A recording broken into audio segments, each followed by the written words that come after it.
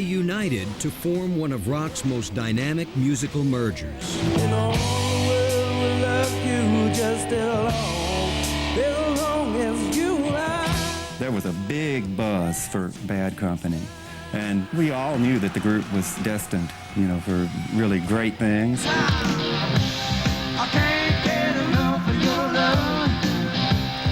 There was a magic there from the very beginning. Company, always on the run. They were the quintessential 70s supergroup, rock and roll refugees from three celebrated bands, Free, King Crimson, and Mott the Hoople. It's a strange alliance if you think Mott the Hoople, Free, King Crimson. It's saying, what? In a decade of disco and glitter, Bad Company's stripped-down, blues-driven hits kept a generation rocking. Sheer balls, that's what Bad Company was about. Paul Rodgers, I think, has and had the most perfect voice to sing rock songs of anybody. It's all part of my rock and roll fantasy. But sudden death haunted their rock and roll fantasy. Johnny died one night, died in his bed. Drugs claimed a former bandmate. So I got some bad news. So Paul Kossoff died last night. Oh. The bottle killed their friend and mentor, Led Zeppelin's John Bonham. Tragic, absolutely tragic. There's the fuse. I mean, you know, it's too much. Bad times, bad luck, and bad blood brought down Bad Company. There was a fist fight between Boz and Paul, and Mick joined in, and I was ready with a bucket of water. What is this? Is this music or what? I just felt that it was all getting a little crazy. The warning signs were there, you know, especially when John Bonham passed away. Yet, just as death triggered their breakup, it was death that reunited them. In an ironic way, it came about because Peter Grant had just died. It's when we all got back together as people for the funeral. Now, a VH1 exclusive. For the first time in 20 years, Paul Rodgers, Mick Ralphs, Simon Kirke, and Boz Burrell tell the story of Bad Company, behind the music. I'm moving on now, people. My feet are never touching the ground.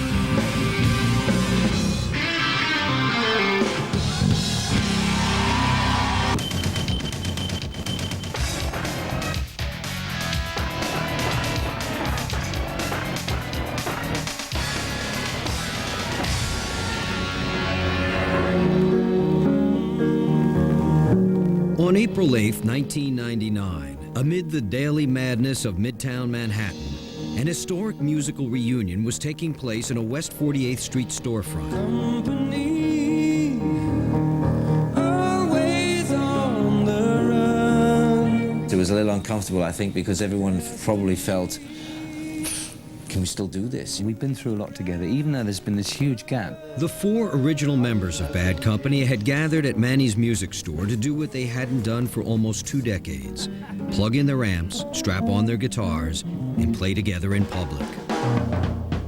There's a kind of bonding thing going on. It's quite nice, you know, that we're like friends again. It's good.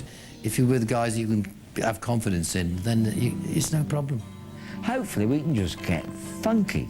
It's as simple as that. Baby, when I think about you. Many of those looking on that day were yet to be born when, back in 1973, Bad Company made their debut in a charged atmosphere of great expectations. To me, the biggest pressure on the members of Bad Company was the success they'd had in their previous bands, Mott the Hoople, King Crimson, and Free, and whether or not their new group would be bigger or smaller. They definitely expected to be successful, and rightly so. Of my yesterday.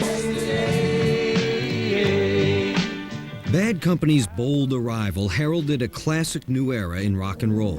I was born, 6 gun in my hand. They were able to take American R&B, blues, roots music, make it their own English, tough, hard as nails, very sparse, very open kind of music, and it just kicked butt.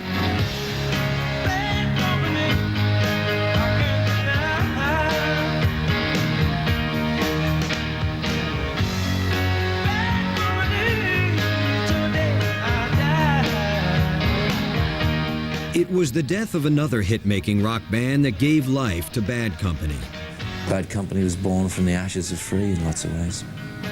In 1968, the London blues scene was brimming with exciting new bands, including a quartet of talented teenagers called Free, featuring Andy Fraser on bass, guitarist Paul Kossoff, drummer Simon Kirke, and lead singer Paul Rogers. Baby, won't you tell me what you're trying to do?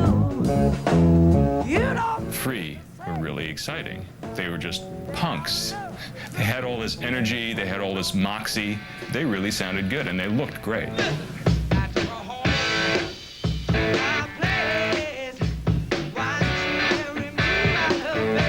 I think Paul Rogers was absolutely the greatest rock singer ever to put his voice on the record. And if you don't believe me, listen to any Free record. Is the guy in the Rock and Roll Hall of Fame. She said, Lord, Lord above, now you're trying to trick me in love. All right now, baby, it's all right now. Just 2 years after they started playing together, Free released their smash 1970 single, All Right Now. All right now. But for the young members of Free, just barely pushing 20, their first big hit brought with it the intense pressures of rock superstardom. All Right Now catapulted us.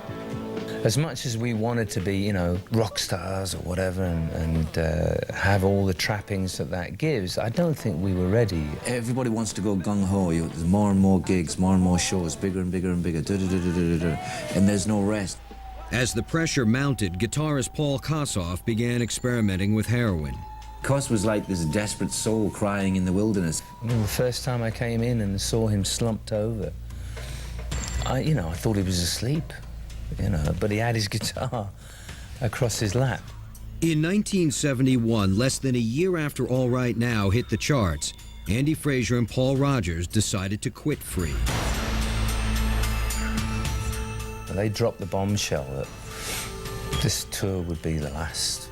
It hit Paul Kossoff really hard. This is what we've been striving for a couple of years, and we just got there, and now it was all going to fizzle out. It hit him like a ton of bricks, and suddenly there was a great void in his life. Koss's intake was getting really bad, and he was in a really bad way.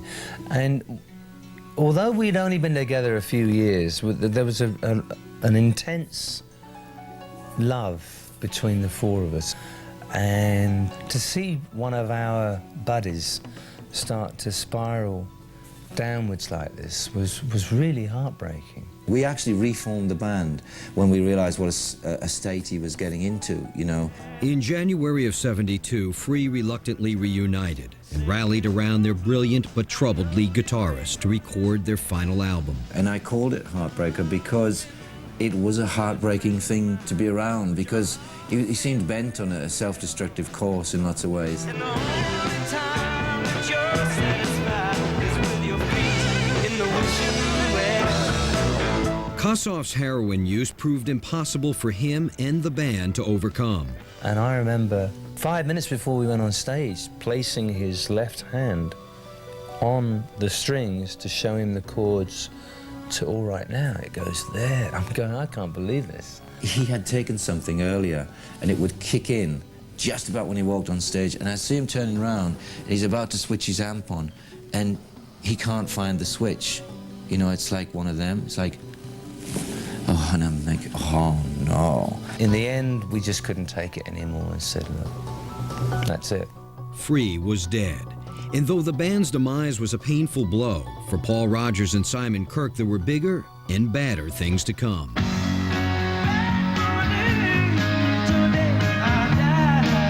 Coming up, the very public offering of a brand new company. I said, look, the band is called Bad Company, and that's the end of the story. I suppose the word supergroup was bandied about. It imposed on us a mantle of pressure that we didn't need. And later, an ex-bandmate's death rocks the former members of Free. We thought if we told Paul he would, you know, he'd want to cancel the show. They figured I'd just freak and it's like, oh, I'd just cancel the Bad Company tour and go back, which I very nearly did. When Behind the Music continues. Johnny's life passed him by like a warm summer day. With their classic hit, All Right Now, Free established themselves as stars in the summer of 1970. But guitarist Paul Kossoff's heroin habit eventually ruined the band's promising future. When Free broke up for good in 1973, 24-year-old Paul Rodgers vowed not to relive the tragic mistakes of the past. It's all right now. I decided that I wanted a band where everyone had their head screwed on and nobody was doing anything that was too silly as far as, you know, substances and all of that. Because you can't work with people that are out of their mind. It just doesn't happen. In between Free and Bad Company, I had a little band that I called Peace, and we went out and toured with Mott the Hoople. While on the road, Rodgers struck up a friendship with Mott the Hoople's lead guitarist, Mick Ralphs. Ralphs had become disenchanted with Mott's glitter rock sound and pose. I was always into R&B and soul music and the blues, and I wanted to get something that was more that way inclined, and I could see Mott wasn't going to be that way anymore. He'd become a little frustrated with the band because he was veering off in a different direction musically. We'd hang out in the dressing room and he'd say, "What do you do?" And I said, "Well, I got all these songs and I don't know what to do with them." He played like Can't Get Enough of Your Love, and I was like, wow, that's a great song. And he's like, do you think so? I said, yeah, it's a great song, man. It's a great song. I'll sing that. Give it to me, I'll sing it. And then I played him Moving On and Ready for Love, and those are the sort of songs he felt he could get behind, and I said, well, fine, let's work together and see what happens. Paul asked his friend and former Free drummer, Simon Kirke, to join their new musical venture. So, yeah, all right. Suckers for punishment. We had to get a bass player. We had tried several bass players, and they're a very slippery breed. And so in desperation, somebody said, well, why don't you give this bloke Boz a try? 26-year-old bassist Boz Burrell was a veteran of yet another famous band. Dark harbor keys like fingers of snow. King Crimson catered to their tripped-out audience with strange melodies and psychedelic lyrics. Nonsense. Crystal ships in silver seas and all that gobshite. It wasn't a scene that the R&B-loving Boz Burrell enjoyed. I just got pissed off with it. King Crimson's loss became Bad Company's gain.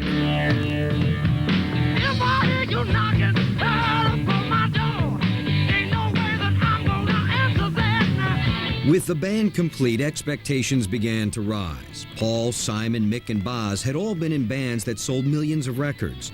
Their new group was big news and a big risk. It had to be a winner from the start or go down as one of the most high-profile failures in rock history. I suppose the word supergroup was bandied about. It imposed on us a mantle of pressure that we didn't need. They called themselves Bad Company. What they needed next was someone to manage what could be a very big business. Paul said, you know, we're going to be the biggest band in the world, so we need the best manager in the world, and who's that? I thought, well, we can't have, you know, Elvis Presley's manager, the Colonel, probably not. Who was the biggest band in the world? And it was Led Zeppelin at the time.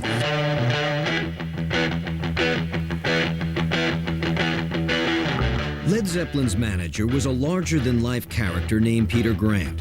The 300-pound former pro wrestler had guided Led Zeppelin to superstardom through a combination of negotiating strength and marketing genius. He was passionately bonded to his artists, and the fact that other people were scared of him made his clients feel more protected and more comfortable in what they perceived as a fairly alien world. Grant agreed to manage the promising quartet and signed them as the first band on Led Zeppelin's new record label, Swan Song.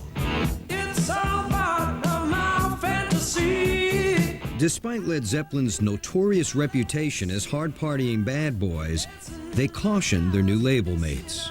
They wanted everything to be right, and they weren't going to have us screw it up. And I got this call saying, John Bonham wants to see you in his room. And it was like, now guys, this is our business, and you're going to behave. It was like, talk about the pot calling the kettle black. It's like, The irony of Bonzo John Bonham laying down the law wasn't lost on anyone. Really, yeah, John Bonham, the hooligan of England, had to tell us to behave. Great. When I'm moving on from town to town. In the summer of '74, Bad Company released their self-titled debut album amid the hype and hoopla raised by their supergroup status. Bad Company's basic musical formula was simple: soulful melodies, powerful riffs, and Paul Rodgers' soaring blues-drenched vocals. It's pretty much basic stripped-down rock and roll, you know, no frills attached, heart and soul. Bad Company songs were punchy, they were to the point, they had great choruses, and they had one of the greatest singers in the history of rock and roll, Paul Rodgers. He was able to have passion and soulfulness and gruffness in his voice, and at the same time sing a pop song. I said, you can't get enough, baby. Bad Company's performance exceeded the hype. Their debut album produced no less than 5 top 40 singles. It was a rock and roll fantasy, if I may say. Well, I'll take whatever I want. And baby, I want you. Bad Company's breakout victory raised the stakes even higher. Swan Song wanted a follow-up album right away. When the first record came out and was successful, there was a pressure to live up to it and do better. That's when the pressure started then, I think.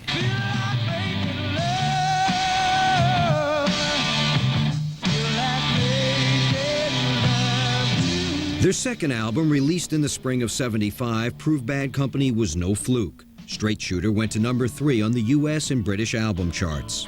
We were doing longer tours, bigger stadiums. The pressure of actually being there and playing, having to put a good performance every night, whether you feel up to it or not, it's not an easy industry. Something happens when there is too much pressure on an artist or a band. It's like there's a fuse going to blow somewhere, and sometimes somebody dies for that fuse to break. Rock and roll's increasing death toll inspired Rodgers' emotional power ballad, Shooting Star. Don't you know that you are a shooting star? It had occurred to me prior to writing the song that there were a lot of casualties in the music business. I mean, Jimi Hendrix and Janis Joplin and Jim Morrison and Keith Moon, and I mean, that's just without really thinking too hard about it. The sad story of Shooting Star struck close to home when in the spring of '76, old friend and former Free guitarist Paul Kossoff, weakened by years of drug abuse, died of a heart attack. Peter Grant phoned me from his room, said, "Oh, Si, can I come down?" So I knew something was up. He said, "I got some bad news." I said, "Oh, what?" He said, "Paul Kossoff died last night." I went, "Oh." Johnny died one night, died in his bed. Still gets me. Still gets me. You know, they didn't tell me because they figured I'd just freak and it's like, oh, I'd just cancel the Bad Company tour and go back, which I very nearly did. So we didn't tell Paul until after the show, and he was quite mad because we did Shooting Star, and I lost it when we did Shooting Star because it was, you know, when it came, Johnny died one night, died in his bed. I just had to duck my head and hide the tears. If you listen to the wind, you can still hear him play.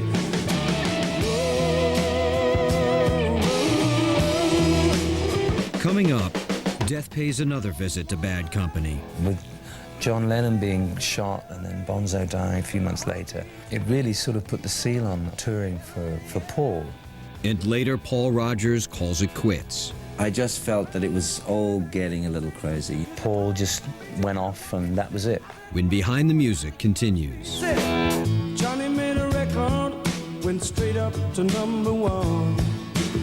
Bad Company had lived up to its stellar advance billing, and by 1977, with a string of hits and a pair of gold albums, they were a supergroup in every sense of the word.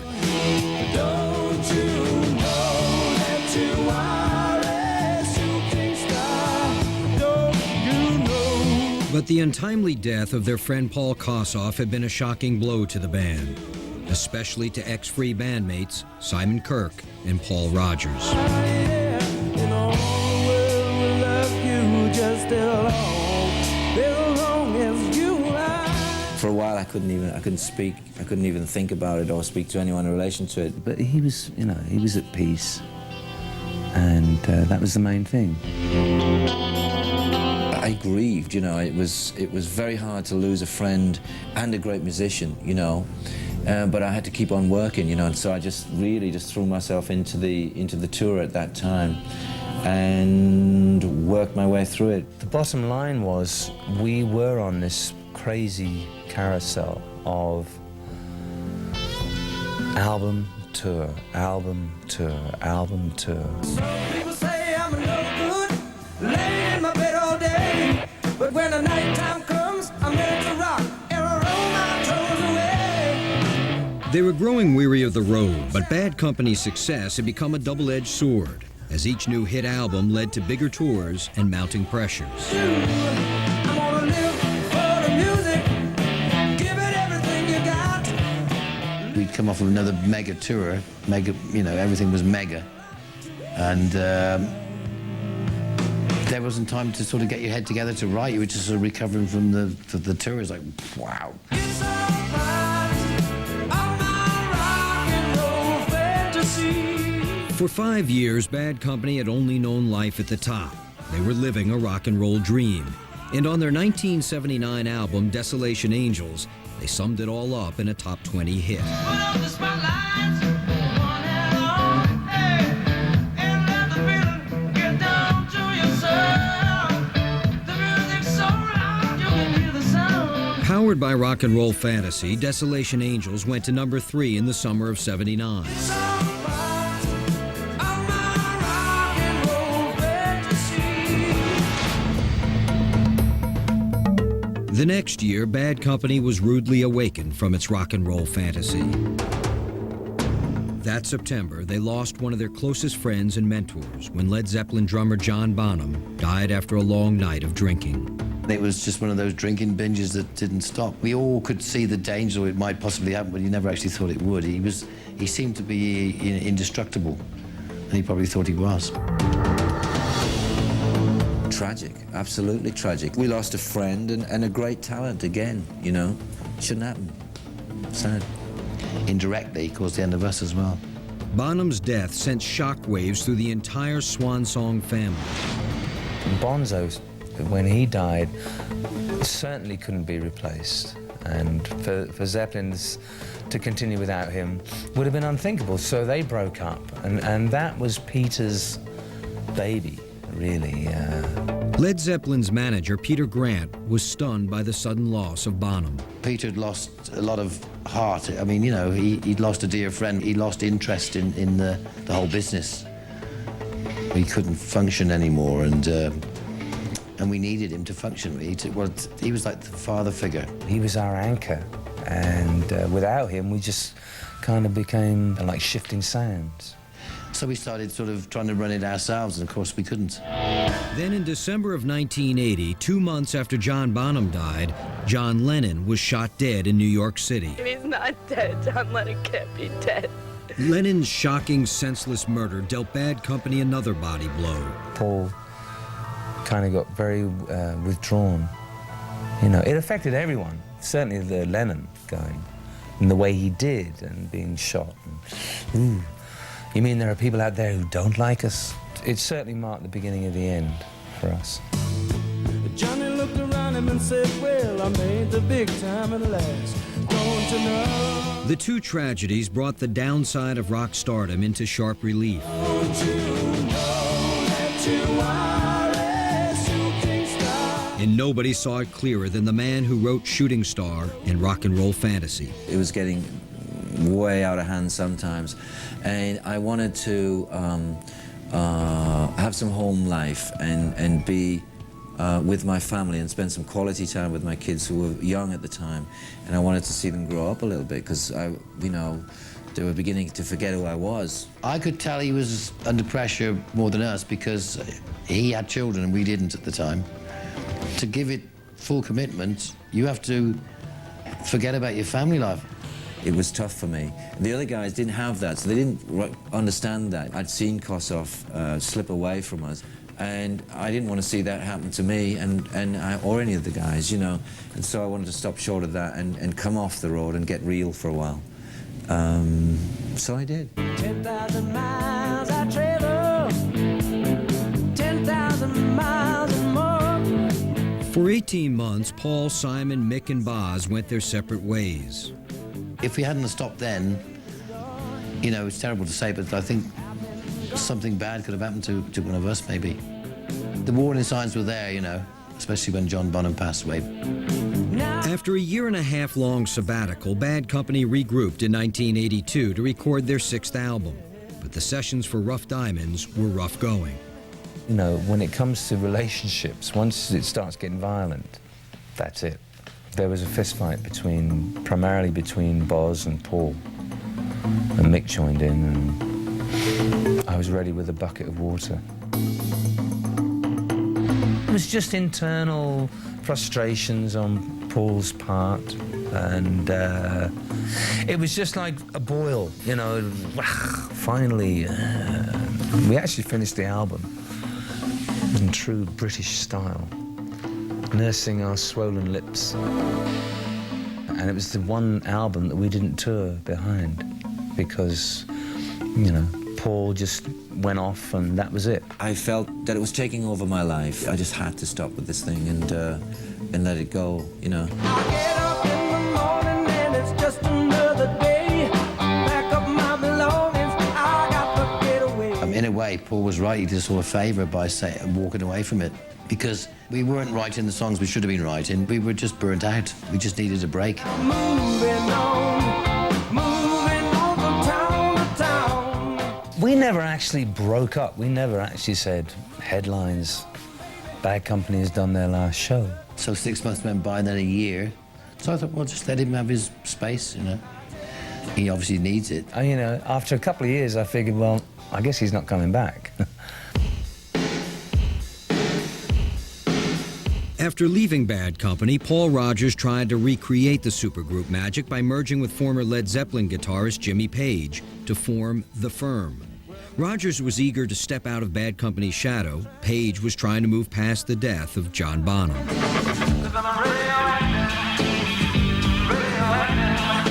He hadn't played for a long, long time, you know, and I got him back playing, which I thought was the main thing he needed to do, because he was very upset. Sitting in the gutter with my head wrapped in my hands.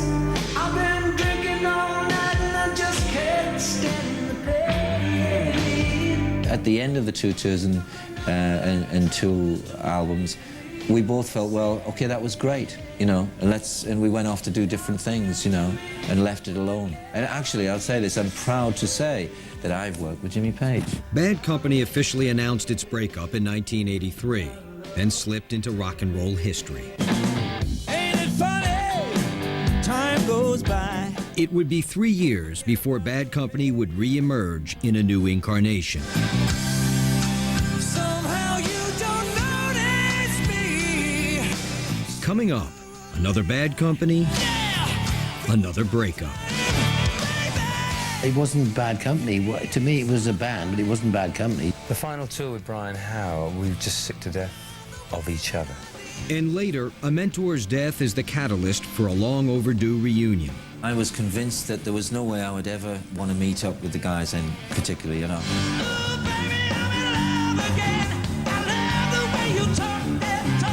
When Behind the Music continues. Moved by the deaths of John Bonham and John Lennon, and increasingly concerned about becoming a rock and roll casualty himself, Paul Rodgers left Bad Company in 1982. The band split up officially a year later, and Bad Company lay dormant until their 1985 Greatest Hits album was released.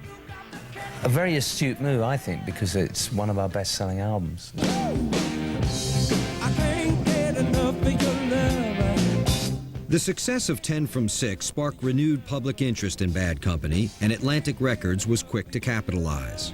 Ahmet Ertegun, the head of Atlantic, called Mick and myself and said, how would we feel about reforming the band? 3 of the band's 4 original members reunited: Simon Kirke, Mick Rouse, and Boz Burrell. Two questions remained. Who would sing in place of Paul Rodgers, and what would this new band be called? Ted Nugent frontman Brian Howe was a leading candidate for lead vocalist. Mick Jones from Foreigner called me up and said, would I be interested in forming a new group with Mick Ralphs and Simon Kirke?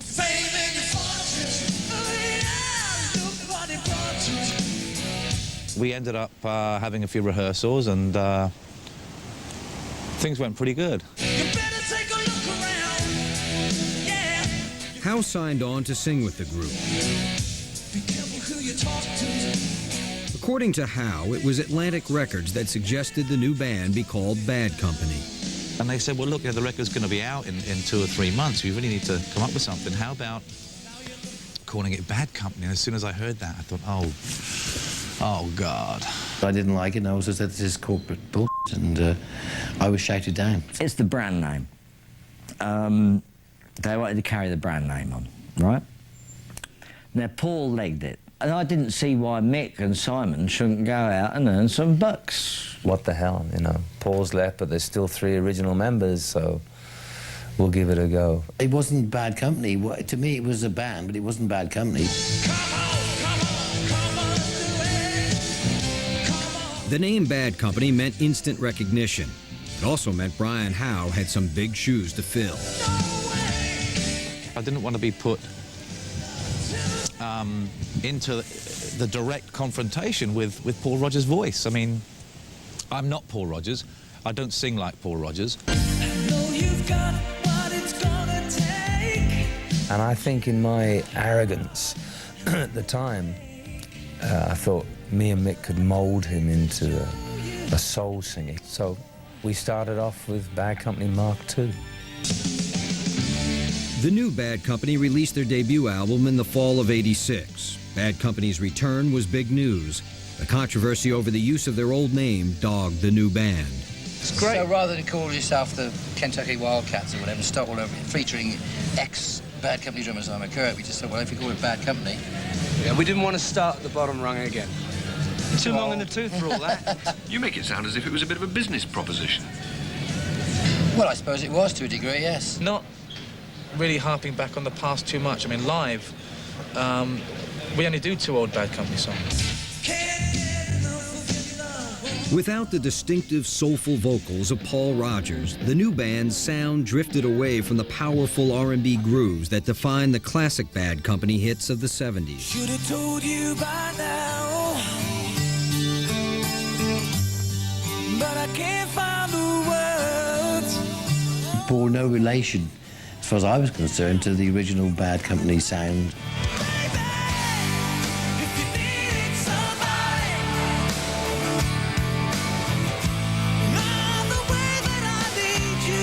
After only 2 months, Boz Burrell became the first original member to quit the new Bad Company. I did 2 months and I went, nah, get out of here, this is rubbish. It didn't work. It was patently obvious after the first year, or 18 months, that it really wasn't anything like the original band.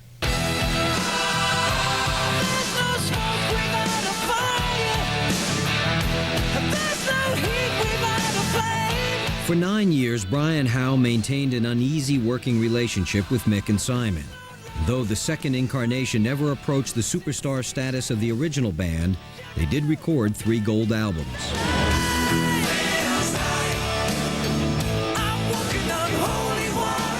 We had a couple of hits. You know, Holy Water was quite a big hit. And we toured. We did a lot of tours. But it just wasn't the same. It had success, but it just wasn't my cup of tea. I didn't like the sort of material. I didn't like the way it sounded.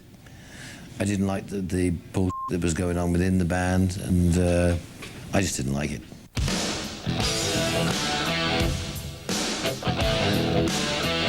Over the years, tensions were building between Mick, Simon, and Brian Howe. I wasn't getting on with Brian.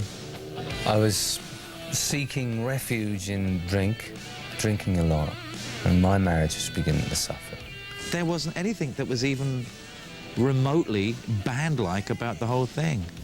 And it was becoming a pain. It was really becoming a massive pain By 1994, something had to give.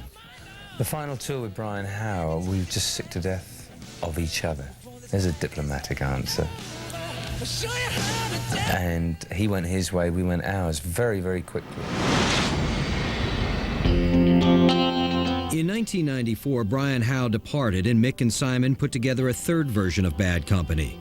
But by 1995, a tired and disgruntled Mick Ralphs came off the road for good.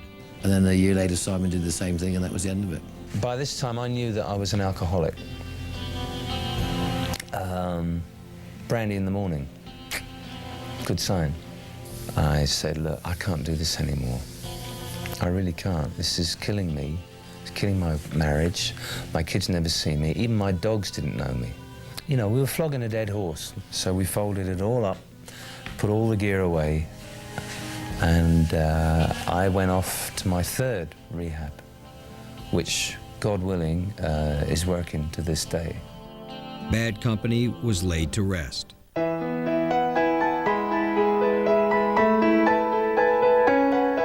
Then in the fall of '95, their former manager and mentor, Peter Grant, died of a heart attack. Ironically, Grant's death would breathe new life into Bad Company. It was a tragedy, and out of respect for him, there's no way I wasn't going to miss his funeral. It was a very, very sad occasion, you know, as simple as that. I had a lot of respect for the guy, you know. At Grant's funeral, Boz, Paul, Mick, and Simon found themselves face to face for the first time in almost 15 years. Very sad and unfortunate. That's how you have to get people back together. We met, and it was like, how you doing? Mick and Boz were fine, because we'd been friends, but Paul was a little bit more distant because, you know, he'd been away for years. By that time, it was quite nice to see everyone, you know. The time had healed a lot of the wounds, you know, and it was easier to realize that, hey, we went through a lot. We did all these things that were successful. We faced a lot of pressure together. We walked on stage and blew people's minds together, you know. On that somber day, the seed was planted for a Bad Company reunion. After the funeral, I remember Robert Plant coming up. We were all sat in a car. We sat in a Range Rover and chatted about old times, you know. I remember Robert came up to the car and said, you know, enough of these pretenders, get the original band back together. And it was like, you know, yeah, we'll see. Where did they go? One thing really just led to another. That started them talking, and then it got onto the subject of maybe it would be a good idea and a good time to release a box set, and it just progressed from there. Do you remember Bad Company? Paul, Mick and Simon. No. 3 years after Grant's funeral, the four original bandmates played together for the first time in 16 years when they reunited in the studio to record 4 new tracks for a Bad Company box set. Call out the dogs and the National Guard. My baby got away and I'm taking it hard. So it was kind of difficult to get everybody together, but eventually we all met up in the studio to record these 4 new songs, 2 of mine and 2 of Paul's, which are now on the box set. And it was like a period at first where everybody was a bit cautious. We walked in the studio and we started to play, and it was a little tense. Paul came in. He counted off Can't Get Enough, which sort of dusted the cobwebs out of us, and then we just laid down the tracks there. We all fell into our 4 roles almost immediately. It was uncanny. You know, Paul is the kind of the strict one who stands no nonsense. Mick is the funny one, and Boz is Boz. I've been studying the music, and now, yeah, I can hopefully funk out with the best of them and enjoy it. Who's that sneaking like an alley cat? Coming up, Paul, Mick, Simon, and Boz restore the rock and roll soul of Bad Company. So there's only one, and that's us.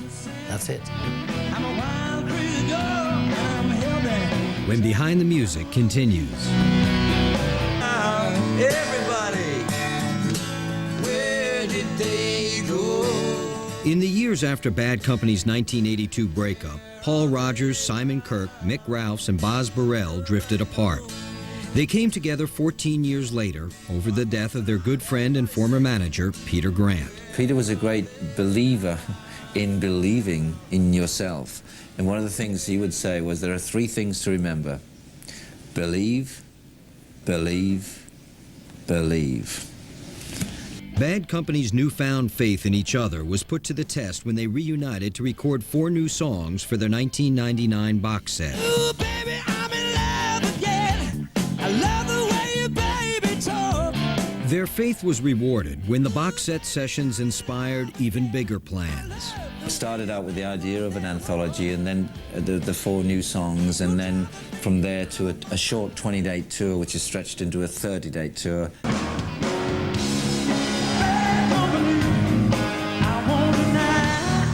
But the band's image had suffered over the years. The various versions of Bad Company that toured after Paul Rodgers left the group had obscured the legacy of the once proud and powerful supergroup. A part of reuniting the original Bad Company is to set the record straight as to who is Bad Company, and that is myself, Paul Rodgers, Mick Ralphs, Simon Kirke, and Boz Burrell. And there's only one, and that's us.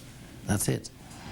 The one and only Bad Company returned to the concert stage for a 30-city U.S. tour in the summer of '99. The boys and their classic songs were back. Well, now take whatever I want, yeah, baby. And baby, I want you. You give me something I need, and I want to tell you I got something for you. We've grown a lot, you know, we're older and wiser. And I think we're more aware of what a good thing is when we see a good thing, you know. If I hadn't have gone through the learning process that I've gone through over the past sort of like 15 years, whatever it is, I wouldn't have been able to handle it. There is a mutual respect there. There's a lot of love, a lot of affection. No, we've been through a lot together. I mean, really, all I want to do is play. And nobody will come roaring out.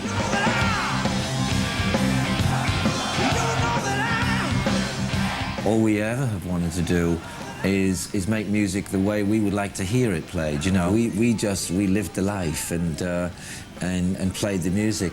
Let's continue. You know. Where did they go? Where are they now? Nobody knows. And then we cut to the chase here. Okay. Have you sold millions of records, slept with millions of fans, and spent millions on rehab? Then your story's coming to VH1's Behind the Music Marathon, all Sunday beginning at noon 1 Central, only on VH1. They were shooting stars, cause they felt like making love. They ran with the pack, and they just can't get enough. Yeah, that's good.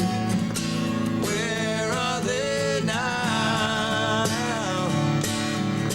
Where did they go? Where are they now? Nobody knows. Something like that. You can break that. There you are. One song. Well done, son. That was all right. You got That that in the done? end.